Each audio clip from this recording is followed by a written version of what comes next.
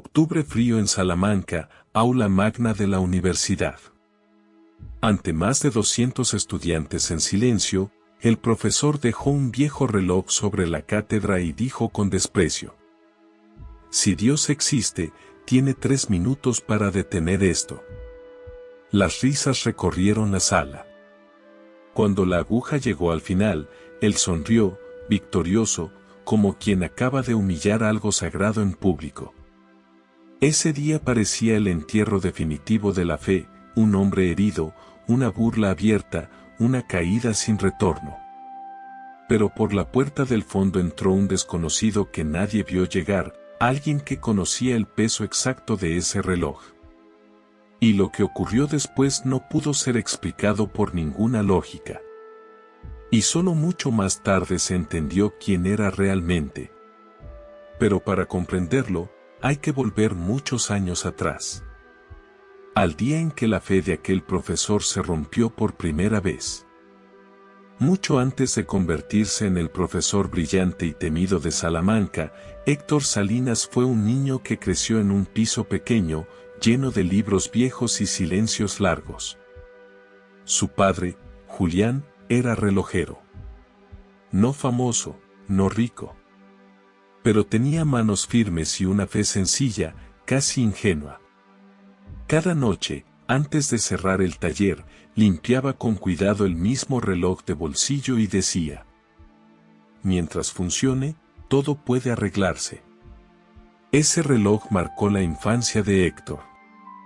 Marcó también los domingos, cuando su padre lo llevaba a misa y luego le explicaba el mundo con paciencia. Dios, para Julián, no era una idea, era presencia. Para Héctor, al principio, también. Todo cambió el día en que el taller cerró para siempre. Un error administrativo. Una deuda injusta. Nadie escuchó. Julián envejeció de golpe. Meses después, murió en una cama de hospital, sosteniendo el reloj que ya no latía. Héctor tenía 17 años cuando escuchó al sacerdote decir que Dios tiene un plan. Fue la primera grieta. Los años siguientes fueron una huida. Estudios brillantes, premios, cátedras. La razón se volvió su refugio, los libros su armadura. Cada argumento contra la fe era una forma de no sentir. En su despacho, junto a manuales y artículos científicos, guardaba una foto amarillenta de sus padres y el reloj detenido. Nunca lo reparó. Ahora, décadas después, aquel mismo reloj descansaba sobre la cátedra. No como recuerdo, sino como arma. Para Héctor, Dios no había fallado una vez. Había fallado siempre. Y aquel desafío público no era valentía, era el precio acumulado de una pérdida nunca llorada. La fe no murió de golpe en Héctor. Se fue apagando como una lámpara olvidada en una habitación vacía. Con los años, su vida se llenó de logros visibles y de una soledad que nadie veía. El respeto académico no calentaba las noches. Los aplausos no respondían cuando el piso quedaba en silencio. Su apartamento era amplio, ordenado y completamente frío. Libros alineados como soldados. Ninguna planta. Ninguna fotografía reciente. Por las noches, el único sonido era el del tráfico lejano y el hielo chocando contra el vaso. No bebía por placer, sino para dormir sin pensar. Para no recordar la mano de su padre temblando en el hospital. Para no escuchar aquella frase que aún le quemaba por dentro: Dios tiene un plan. Héctor hablaba de Dios con ironía, pero en realidad discutía consigo mismo. Cada conferencia, cada clase provocadora, era un combate interior. No buscaba convencer a los estudiantes, sino acallar una voz antigua que aún preguntaba en silencio: ¿y si no estaba solo? Las madrugadas eran las peores. Despertaba antes del amanecer, con el pecho apretado y una sensación de derrota sin nombre.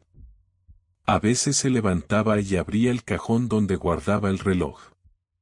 Lo sostenía unos segundos, como esperando que volviera a latir. Nunca lo hacía. Entonces lo cerraba con rabia, como quien confirma una sentencia. El invierno se le metió en los huesos y en el alma. Ya no esperaba nada. La fe le parecía una ilusión peligrosa, una mentira que había matado a su padre lentamente. Y sin embargo, en medio de esa oscuridad espesa, había algo que aún no se rendía del todo, una herida abierta que seguía doliendo porque, en el fondo, todavía estaba viva. Héctor estaba al borde. O la noche lo consumiría por completo. O algo, alguien, tendría que entrar en ella. Ocurrió una semana después del desafío público. Sin anuncios. Sin expectativa. Un martes cualquiera, cuando el aula estaba medio vacía y el cansancio pesaba más que la arrogancia. Héctor explicaba de memoria, sin mirar a los estudiantes, cuando notó una presencia distinta, una quietud que no pertenecía al ruido habitual. El hombre estaba sentado al fondo. No era joven ni viejo. Vestía sencillo, como alguien que no quería ser recordado. No tomaba apuntes. No levantaba la mano. Solo escuchaba. Pero su manera de mirar no era pasiva, era profunda, como si cada palabra tuviera peso real. Al final de la clase, cuando casi todos se habían ido, el desconocido se acercó con calma. «Perdone, profesor», dijo en voz baja. ¿Ese reloj funciona? La pregunta cayó sin fuerza aparente, pero Héctor sintió un golpe seco en el pecho. «No», respondió, más brusco de lo necesario. «Está roto». El hombre asintió, sin discutir. «Muchas cosas parecen rotas cuando llevan demasiado tiempo sin tocarse», dijo. «A veces no es falta de piezas, sino de manos». No hubo sermón. No hubo réplica. Solo silencio. El desconocido dejó sobre la mesa un pequeño trozo de pan envuelto en papel, como quien ofrece algo simple, casi absurdo, y sonrió apenas. «Por si no ha comido hoy». Héctor quiso responder, pero el hombre ya se alejaba. No caminaba deprisa. No miró atrás. Simplemente salió del aula, como si siempre hubiera sabido el camino. Durante largos minutos, Héctor permaneció inmóvil. No entendía por qué aquella breve conversación lo había desarmado más que cualquier debate. Tomó el pan. Estaba tibio. Real. Por primera vez en años, no sintió burla ni desafío, sino una calma extraña, como una luz mínima encendida en medio de la noche. El cambio no fue inmediato ni espectacular. Nadie cayó de rodillas. No hubo gritos ni lágrimas públicas. Todo ocurrió de una forma tan simple que, durante mucho tiempo, Héctor intentó explicarlo como coincidencia. 2 días después de aquel encuentro, entró al aula una mujer que no solía sentarse en primera fila. Era Clara, profesora de literatura, conocida por caminar siempre con dificultad. Un antiguo accidente, cirugías fallidas, dolor crónico. Nadie hablaba de ello, pero todos lo sabían. Aquella mañana avanzó sin bastón. Despacio, pero erguida. Héctor lo notó. También notó al desconocido, otra vez al fondo del aula, silencioso, como si nunca se hubiera ido. La clase transcurría cuando Clara, con voz insegura, levantó la mano. «Perdone que interrumpa», dijo. «Sé que esto no es el lugar, pero ayer algo cambió». Contó que la noche anterior, mientras bajaba las escaleras de la facultad, el mismo hombre se le había acercado. No le preguntó por su pierna. No habló de fe. Solo caminó a su lado unos metros y le dijo: no cargues más con lo que ya no te pertenece. Nada más. Ningún gesto visible. Ninguna promesa. Pero al llegar a casa, el dolor, ese que llevaba años acompañándola, se había ido. No disminuyó. Desapareció. El aula quedó en silencio. Algunos sonrieron con incomodidad. Otros bajaron la mirada. Héctor sintió como su lógica buscaba refugio, pero algo dentro de él se resquebrajaba. Miró al fondo. El desconocido no celebraba. No observaba. Solo estaba allí, con una paz que no pedía atención. La clase terminó sin aplausos. Sin conclusiones. Afuera, los médicos hablarían de remisión espontánea. De error de diagnóstico. De suerte. Héctor también quiso llamarlo casualidad. Pero esa noche, al abrir el cajón, tomó el reloj de su padre y notó algo imposible: la aguja tembló levemente. No marcó la hora. No volvió a la vida. Pero se movió. Y en ese pequeño gesto, casi invisible, Héctor comprendió que algo, o alguien, había empezado a sanar mucho más que un cuerpo. Después de aquel día, nada volvió a ser igual, aunque nadie supo decir exactamente cuándo empezó el cambio. No hubo anuncios oficiales ni discursos emotivos. Solo pequeños gestos que, juntos, comenzaron a transformar el ambiente que rodeaba a Héctor. Dejó de ridiculizar a los estudiantes que dudaban. Empezó a escuchar. Sus clases seguían siendo exigentes, pero ya no estaban cargadas de desprecio. A veces hacía pausas largas, como si midiera sus palabras. Algunos alumnos se quedaban después de clases solo para hablar. No de teorías, sino de miedos. De pérdidas. Héctor no daba respuestas. Pero permanecía. El desconocido aparecía y desaparecía sin patrón. Un día ayudaba al conserje a levantar una mesa en el pasillo. Otro, compartía café con un estudiante extranjero que no hablaba bien el idioma. Nadie sabía su nombre. Nadie lo veía llegar. Pero cuando estaba, el ruido bajaba, las discusiones se suavizaban, y algo parecido a la esperanza se filtraba en los pasillos. Héctor comenzó a volver a casa más temprano. El alcohol dejó de ocupar la mesa. En su lugar, reaparecieron comidas simples, hechas sin prisa. Una tarde sacó del fondo de un cajón viejas cartas de su madre, escritas antes de morir. Las leyó sin rabia. Sin huir. Por primera vez, lloró. También llamó a su hermana, con quien no hablaba desde hacía años. No pidió perdón de inmediato. Solo dijo: no supe estar. Fue suficiente para que el silencio entre ellos empezara a romperse. El reloj seguía sin funcionar, pero Héctor ya no lo escondía.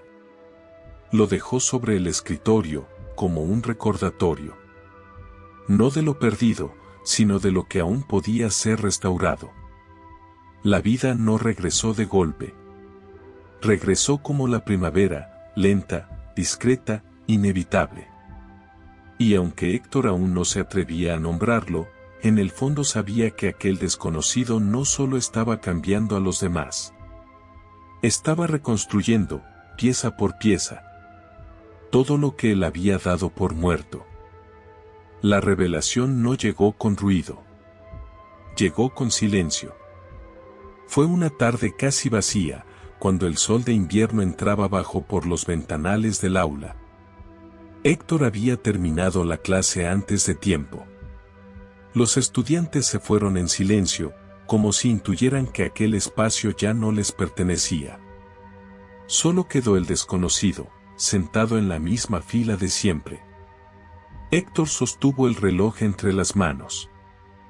Usted sabía que era de mi padre, dijo al fin. Nadie más lo sabía. El hombre levantó la mirada, sin sorpresa. Tu padre lo cuidaba con amor, respondió. Y ese amor no se perdió. No habló de Dios. No pronunció su nombre. Pero cada palabra tocaba recuerdos que Héctor nunca había contado: el taller, el olor a aceite, las manos cansadas, las oraciones dichas en voz baja. El desconocido no describía escenas, las recordaba. Entonces tomó el reloj con cuidado. No lo abrió. No lo manipuló. Solo lo sostuvo un momento, como se sostiene a un niño dormido. Hay cosas que no se reparan forzándolas, dijo. Vuelven a latir cuando se les devuelve el sentido. En ese gesto, Héctor recordó algo olvidado: su padre hacía exactamente lo mismo antes de devolver un reloj a su dueño. No era técnica. Era respeto. El hombre se levantó para irse.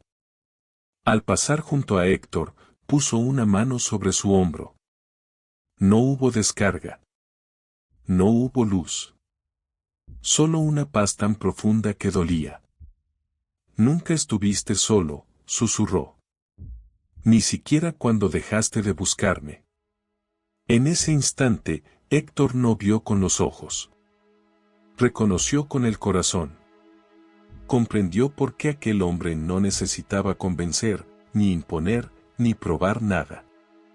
Porque no había venido a ganar un debate. Había venido a quedarse. Cuando Héctor levantó la vista, el aula estaba vacía. Sobre la mesa, el reloj marcaba la hora correcta.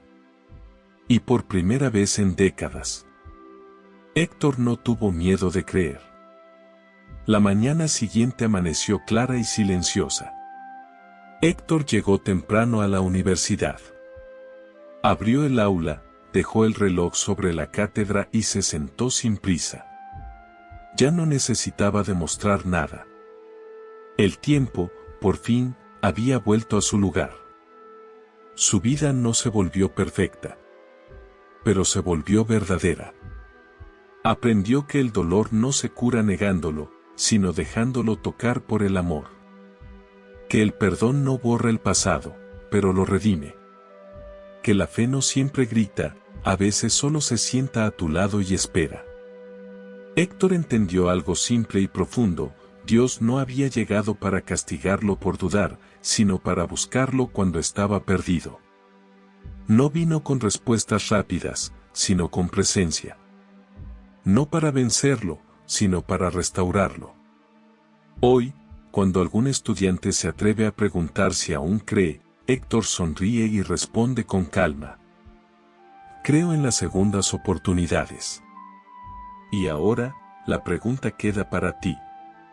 ¿Qué parte de tu vida parece detenida? ¿Y qué pasaría si Jesús entrara en ella? No para juzgarla, sino para sanarla.